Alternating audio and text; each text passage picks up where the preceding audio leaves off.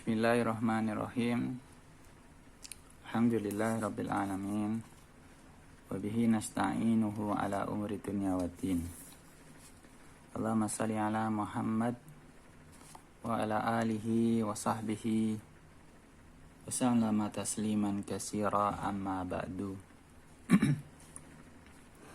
Kita melanjutkan pembacaan kitab Al-Mulakhasu fi Syarhi Kitab Tauhidi sampai ke halaman 13.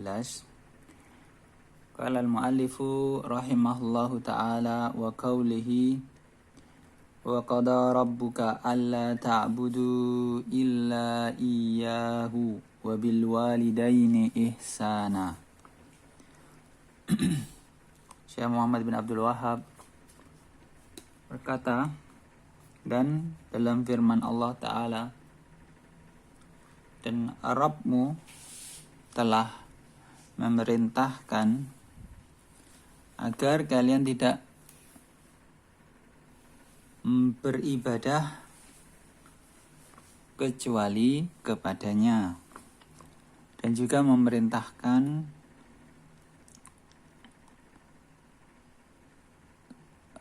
kepada orang tua, wabil walidaini ihsanan, memerintahkan untuk berbuat baik kepada kedua orang tua dengan perbuatan baik yang sebaik-baiknya.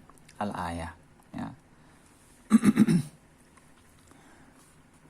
Kemudian Syekh Shalih Al-Fauzan memberikan penjelasan qada, ya, dalam ayat qada artinya amara wa wasa, wal muradu bil qada'i huna al qada'u syar'i ad-dini la al qada'ul qadari al kauni. Qada artinya adalah amara, memerintah, wa wasa, dan mewasiatkan. Wal muradu, yang dimaksudkan dengan qada, ya, di sini adalah qada, ketentuan syariat yang bersifat diniyah, bukan al-qada, ketentuan qadari yang berlaku kauni, ya, berlaku pada alam. Kemudian rabbuka, ar-rabbu huwa al-maliku al-mutasarrifu alladhi rabba jami'al alamina bi ni'matihi. Rabbuka, dalam kata rabbuka, Rabb adalah al-malik, penguasa, yang mutasarrif, yang memelihara, ya, yang memelihara, yang mengatur.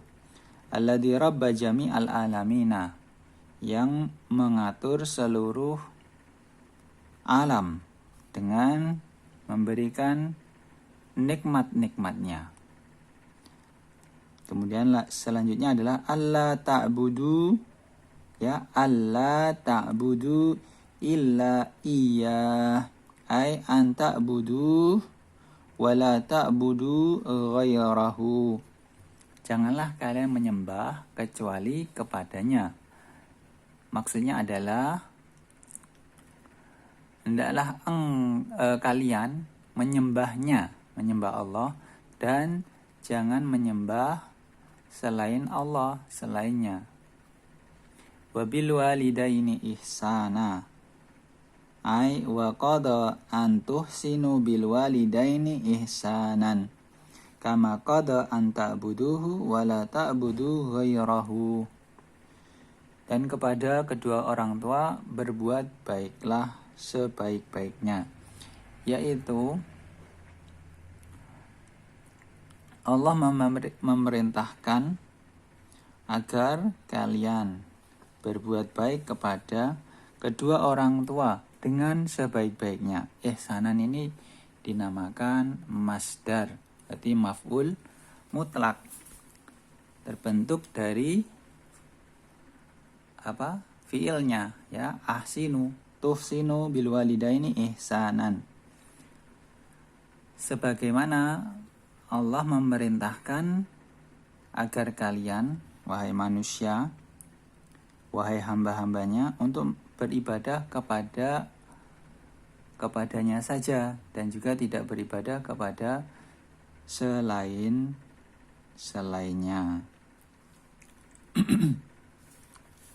Kemudian al-ma'nal ijmali lil ayati, ya, kandungan umum dari ayat al-ikhbaru annallaha subhanahu wa ta'ala amara wa wassa ala al-suni rusulihi an yu'bada wahdahu duna ma siwahu. Yang pertama adalah Allah mengkhabarkan, pengkhabaran Allah, berita dari Allah, firman dari Allah, bahwasanya Allah Subhanahu wa ta'ala memerintahkan dan mewasiatkan, ya, melalui lisan-lisan Rasulnya, agar hendaklah dia saja yang diibadahi semata, bukan beribadah kepada selainnya. Dan juga Allah mengabarkan wa an yuhsinal waladu ila walidayhi ihsanan bil qawli wal fi'li wala yasi'u ilaihima li'annahuma alladhani qama bitarbiyatihi fi halis saghirihi wa dha'fihi hatta qawiya washtadda. Dan juga Allah memerintahkan agar seorang anak berbuat baik kepada kedua orang tuanya dengan perbuatan baik yang sebaik-baiknya, baik dalam perkataan maupun perbuatan, dan juga tidak boleh berbuat kejelekan, keburukan kepada keduanya. Karena apa? Karena keduanya lah, ya, mereka lah yang telah mendidik seorang anak ketika masih kecil dan ketika masih lemah sampai akhirnya dia menjadi kuat dan tegap.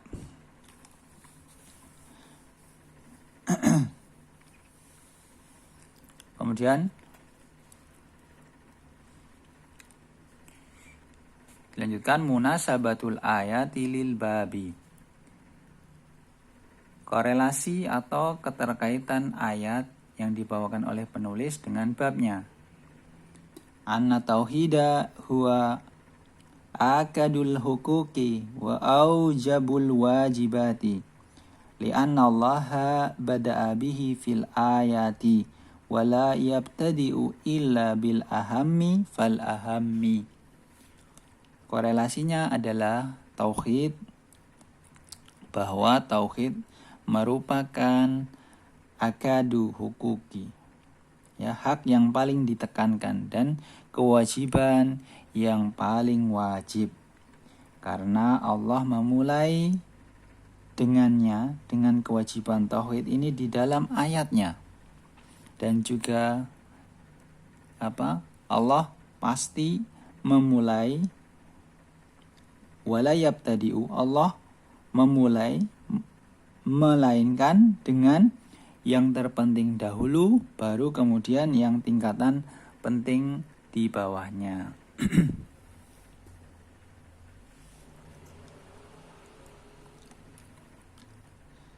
Kita baca catatan kaki mengenai ayatnya, ya. Kita langsung terjemahkan. Fa'an Abi Bakrata, dari hadis dari Abu Bakrah radhiyallahu anhu, beliau berkata, Nabi Shallallahu alaihi wasallam bersabda, maukah kalian aku kabarkan, aku beritahukan dengan dosa yang paling besar, dosa besar yang paling besar. Kabair itu dosa besar, akbar bi akbaril kabairi, dengan dosa besar yang paling besar. Kemudian Nabi Muhammad mengatakan itu 3 kali. Qalu, maka para sahabat menjawab, bala ya Rasulullah, tentu ya Rasulullah. Kemudian Rasulullah bersabda, al-israku billahi wa uququl walidaini, mensekutukan Allah dan berbuat syirik kepada Allah dan berbuat durhaka kepada kedua orang tua. Kemudian Nabi Muhammad duduk wakana muttaqian, kayak bersandar ya, duduk dan bersandar. Faqala ala qauluz zur, dan juga beliau bersabda kemudian dan berkata zur, dusta. Qala famazala yukarriruha hatta qulna laitahu sakata. Kemudian Abu Bakrah mengatakan, dan senantiasa Nabi Muhammad itu mengatakan demikian, mengatakan ala qauluz zur, sampai-sampai kami mengatakan seandainya beliau berhenti, maksudnya diam, karena seringnya beliau mengulang-ulang itu. Nah, di sini dikeluarkan oleh Imam Al-Bukhari, nomor hadisnya 2654, dan di dalam Sahih Muslim nomor 87. Kita lanjutkan. Selanjutnya adalah ma yustafadu minal ayati, faidah-faidah yang bisa dipetik dari ayat. Yang pertama, anna tauhida huwa awwalu ma amarallahu bihi minal wajibati wa huwa awwalul huquqil wajibati alal abdi. Yang pertama adalah tauhid adalah kewajiban pertama yang diperintahkan Allah. Tauhid juga merupakan wajibat awalul hukuk, hak yang didahulukan, ya, yang harus dilaksanakan oleh seorang hamba kepada Allah. Yang kedua, ma fi kalimati la ilaha illallahu minan nafyi wal isbati fa fiha dalilun ala anna tauhida la yaqumu illa ala nafyi wal isbati, nafyil ibadati amma siwallahi wa isbatiha lillahi kama sabaqa. Ini juga sebelumnya juga faedahnya sama. Di dalam ayat ini ada nafi, peniadaan dan penetapan.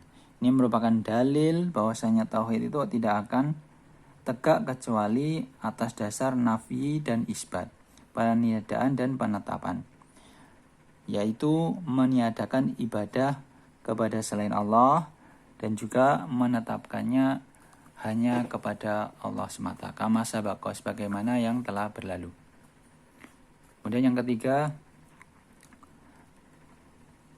azamatul haqqil walidaini haitsu atafa haqqahuma ala haqqihi wa jaa fil martabati saniyati. Yang ketiga adalah besarnya hak kedua orang tua ketika di dalam ayat ini digabungkan, ya, digandengkan hak keduanya dengan hak Allah, ya, hak Allah agar diibadahi hanya kepadanya saja, tidak disekutukan dengan selainnya.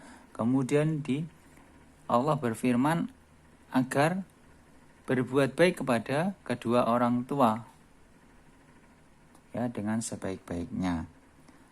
Dan hak kedua orang tua ini berada pada urutan yang kedua. Kemudian yang keempat, wujubul ihsani ilal walidaini bijami'i anwa'il ihsani li'annahu lam yakhussu naw'an duna naw'in.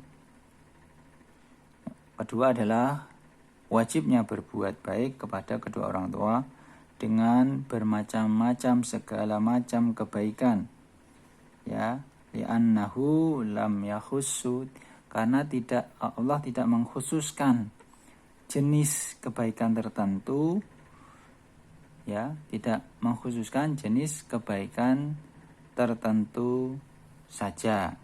Nau'an duna nau'in, ini kalau diterjemahkan kan jenis tertentu dibanding jenis yang lain. Kemudian yang faedah yang kelima, tahrimu uquqil walidaini, haramnya ukuk durhaka kepada kedua orang tua. Semoga kita semua bisa mengambil faedah dari pelajaran ayat ini. Barakallahu fikum. Assalamualaikum warahmatullahi wabarakatuh.